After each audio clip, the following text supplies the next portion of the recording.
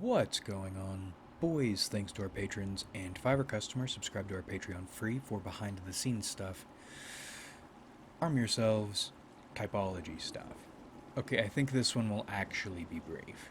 Popular typology is next to useless, because most people who get into typology are doing it not because they want to learn about themselves and others, not because they want to figure out how to work on themselves internally, but rather because they're looking not just in typology but everywhere for anything that will make them feel unique, make them feel recognized and recognizable, give them an identity.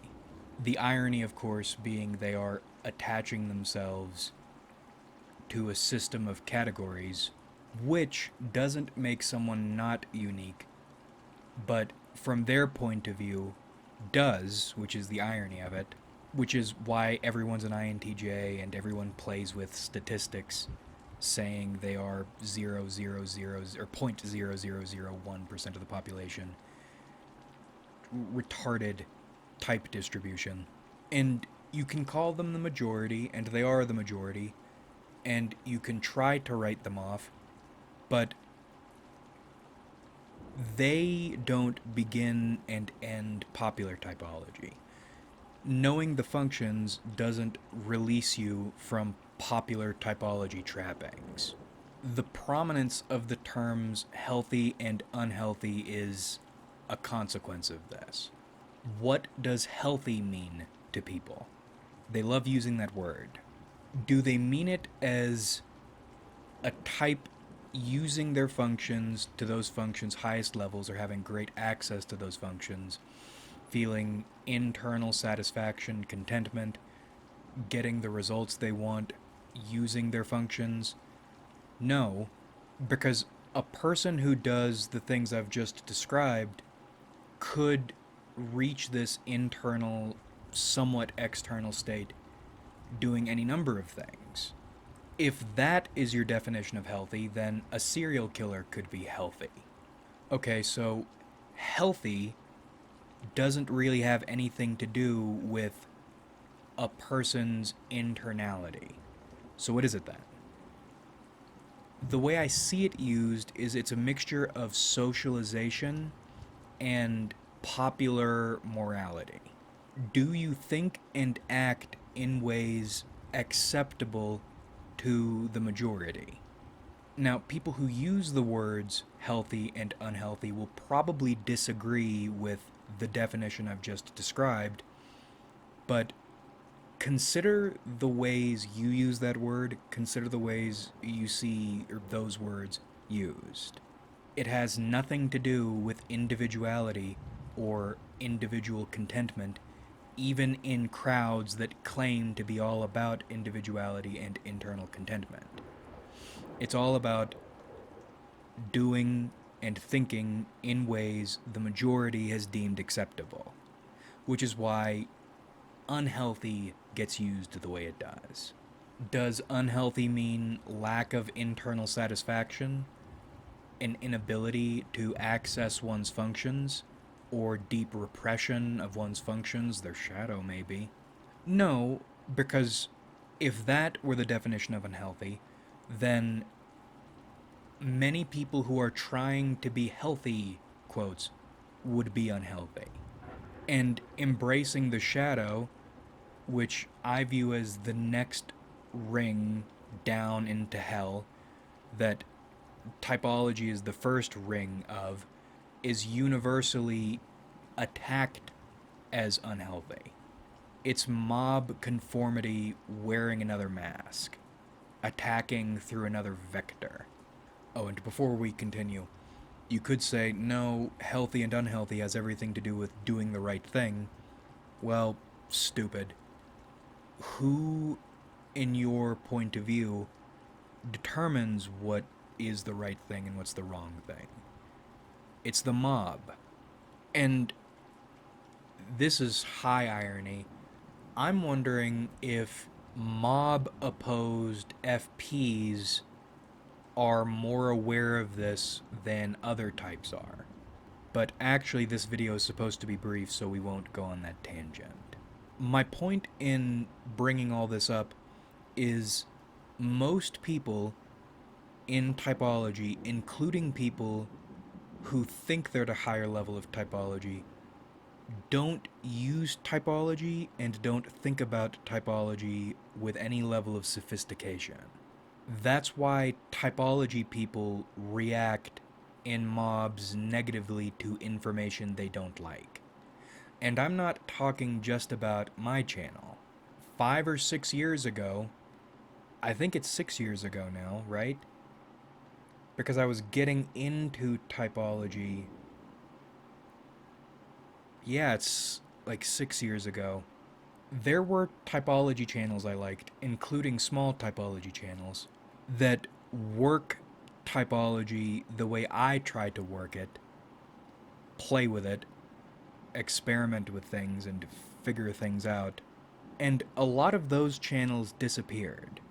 And it's, I think, I don't know these people, but my guess is how shitty the typology community is. They are not here to figure anything out. They're in this for identity reasons. They can't think outside popular consensus. They also can't accept anything outside popular consensus because they feel their identities are being threatened, so they attack. And they're welcome to attack. I've found it's not productive to try to be kind or understanding like these other channels have been. It's better just to block people. You can have your free speech somewhere else. Imagine it as being muted in my home. That's the extent to which I can take your speech from you. But believe me, if I could take your speech from you more, if I could mute you in real life, I would. In a heartbeat. It's their right to feel the way they do. You should feel things, but you need to think about why you're feeling things also. You can't try just to think about things because that's never going to happen. You'll always be feeling something. Believing otherwise is delusion. It'll lead you down a path of shadows and retards. At the same time, just feeling things won't get you anywhere. You need high emotion and high analysis. So, as your generous host on this channel, I've done some of the analysis of your feelings for you because you're incapable of it. I think there are 4 reasons that create the intense, negative, afraid, aggressive typology reaction in low-level typologists. So you've walked into a room, you've clicked on a video, and you've been flashbanged with information that makes you uncomfortable or scares you, makes you angry. What's the first reason that might be the case, that you might be feeling this way? 1, the information is true, or there is truth in it. And under different circumstances, I would go into a thing about, and that scares you because what the information is negative, but I'm finding that's not even the case. We engage in a bit of negativity on this channel, but on the whole, my videos are neutral and in some cases even positive. But even the positive videos are almost never received that way. Most people take the positive information as criticism, as insults. And for a long time that confused me. How can you perceive this as negative or feel something negative in response to it? And I think I've worked out why. It's because the information is not what they think. It's either completely true or it's partially true, and on some level they know it.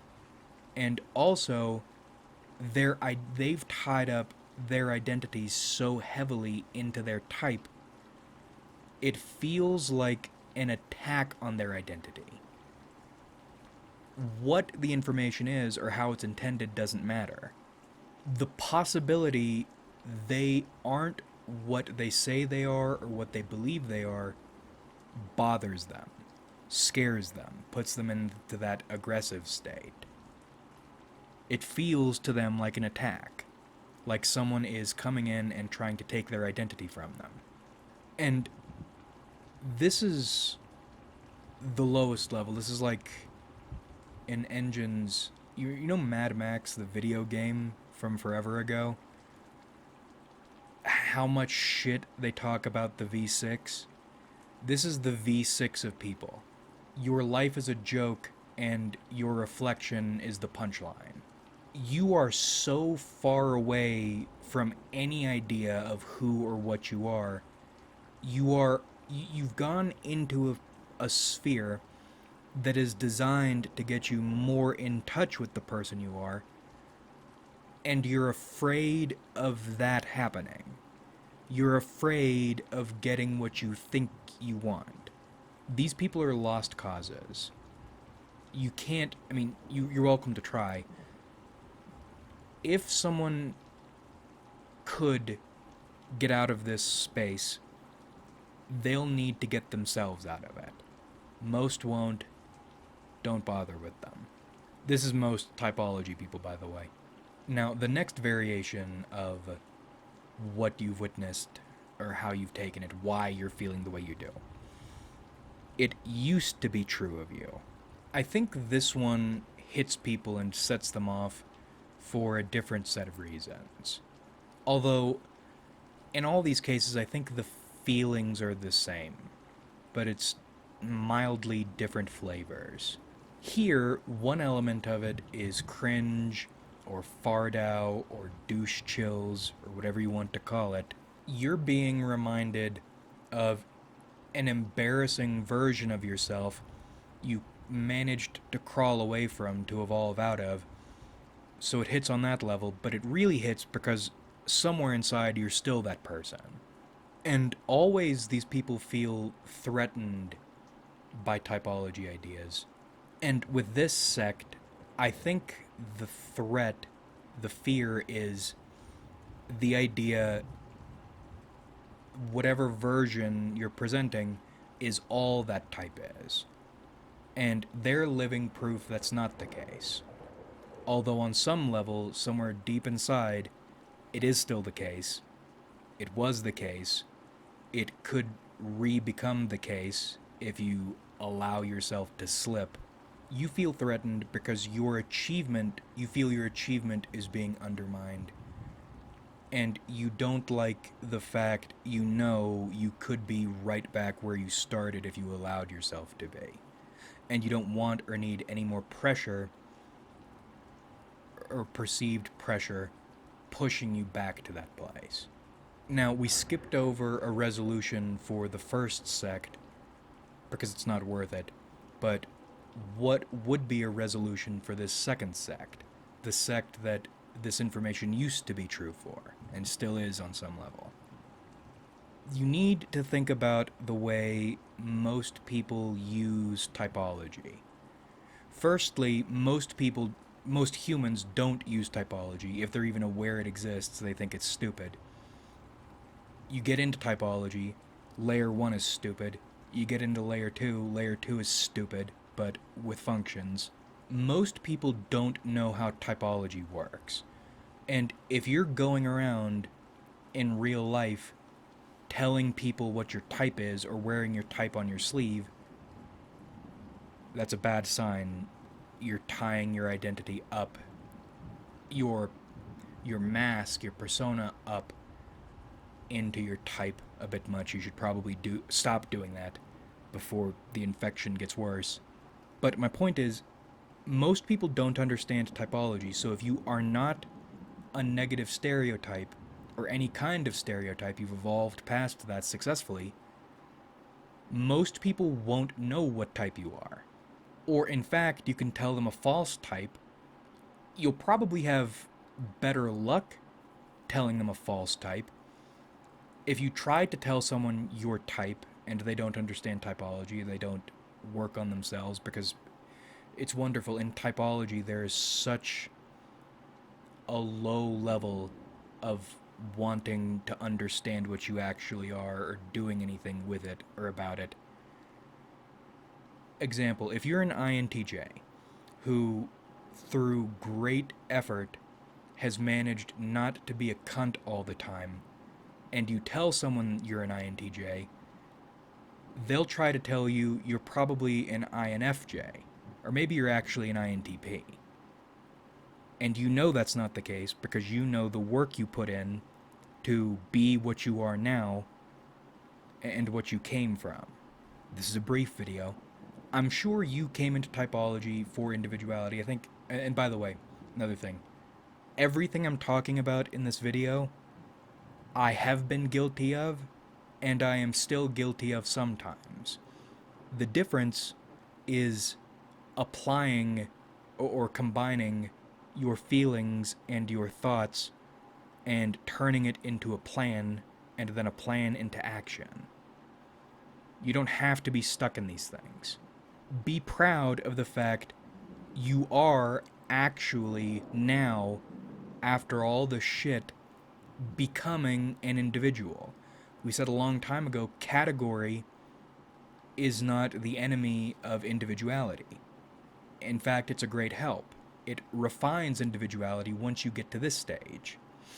And if you're angry at typology information at this stage, stop being angry, start being happy. You're through the hard part. Don't let fear and insecurity and feeling threatened and pressured and all these other negative emotions drag you back into the bullshit with all the Joe dipshits. Next level. You're afraid other people will believe it to be true of you. Well, we kind of already covered that. The resolution, it's the same resolution, but here, or in this sect, what's causing the emotion is the fear of what other people will think. Well, other people don't think, so don't worry about it. And we've said this 100 times before, but we'll say it again. I haven't found the deeper rings of typology to be something like an E equals MC squared. Everyone arriving at one conclusion. It seems to me more to be like different schools of kung fu. You're all practicing martial arts, but the martial art you're practicing is very different. As in, my typology will be very different from someone like Michael Pierce's typology. The terminology might lead one to believe they're in the same sphere, and they kind of are. Again, the same way different martial arts are all martial arts, but the application is totally different, the outcomes are totally different, and frankly, even the understandings of the basics on a mechanical level and on a philosophical level are going to be completely different. I strongly recommend you think about typology more as a magic than as anything else. And then the final sect, I think this information is incorrect. Well, of course you do. The last three sects considered have found this information to be incorrect. But why do they find it to be incorrect? It's because it has created an intense negative reaction in them. That's probably what's happening with you too, for a reason I haven't thought of yet. But that's actually an opportunity for you.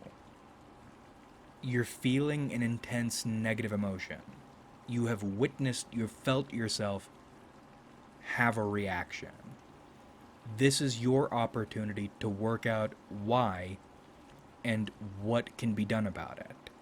But let's not make it easy and say having a negative reaction, or in all these cases you're having a negative reaction because I'm right. You can have a very negative reaction and I am wrong, or another channel is wrong. What do you do in this situation? You have a nice variety of options. One, if you intend to continue your life as nothing but a consumer, as a worm, you can go find another shit pile to dig through. You can throw a hissy fit and expect people to acknowledge you or to change based on your negative reaction alone, dummy. That's probably not going to happen. If you're on my channel, blocked immediately. Other channels ignored probably. Maybe you'll get some likes going, but ultimately you'll make no impact. If you're on an especially friendly channel, maybe you'll get into a back and forth with the creator in which you do passive-aggressive cunty shit. And frankly, the creator does passive-aggressive cunty shit too, but more effectively because what he's done, or what she's done, is kicked your legs out from underneath you, and now nobody will care or think about anything you said because you looked like you got handled. Nothing's worse than having your little entitlement meltdown and then the person you're angry at shows up and then says a bunch of non-words at you and doesn't resolve anything. Not that this person should be responsible for resolving your meltdown, but you've been actively diffused by someone faking friendliness. And maybe they aren't faking friendliness. Maybe they are actually friendly, they're just vacant. And you're gonna feel like it's fake anyway. Or, stupid, you can take the ideal route and throw your hat into the ring. If you have a personal problem with the way things are done, and you're concerned both with, or you think you're concerned with what other people think, I find if you think you're concerned with what other people think, really what you're concerned with is what you think. You're afraid that other people might think something that isn't what you think, and for that reason, because enough other people aren't thinking what you think, then now you're wrong because you base your thinking on what most people believe is correct. That's why people do these word tricks, like healthy and unhealthy, and misinformation. There is misinformation in the sense that this information does not produce the results it's claimed it will, or people claim it will, or the facts of the matter are incorrect or are being falsified or something. Sometimes this misinformation is even propagated actively and maliciously. That's all true, but that's not the way you use that word. You don't care about results or origins or intent. You care about the majority thinking what you think, because you need the majority to think what you think, because you're weak, because your soul is insubstantial. But thankfully, there is a way you can do something about this. You can try to spread your ideas. You're allowed to do that. Nobody is I can't block you from starting your own YouTube channel. I would if I could, but I can't. And I recommend you do this. When you hear something that makes you react in that way, it's good to feel it, it's good to think about it, it's good to plan and to act. But I find running a YouTube channel, it is like therapy, active therapy that you get paid for. You can figure out even more because you're putting your essence out into the cheese grater, but also you get to feel like you have your say because you do have your say. And that is something I've found. I don't get, when I encounter information I have one of these reactions to online, the reactions are usually not as intense because I know I have my say. And if I feel compelled or threatened enough to need to say something, I can say it. It's that easy. Turn on the editing software, get in front of the microphone. This is supposed to be a brief video. The ultimate point here, anything that causes you to have intense feelings, usually will be important. If you, instead of having a meltdown or letting your emotions control you or trying to shut out your emotions and just think, which you can't do, combine this high emotion with high analysis, and you'll find pretty much always either a truth about the world or a truth about yourself. And that's what we're here to do. Though, if your primary concern is to be right about everything, you'd probably save some time and heartache by just agreeing with me on everything.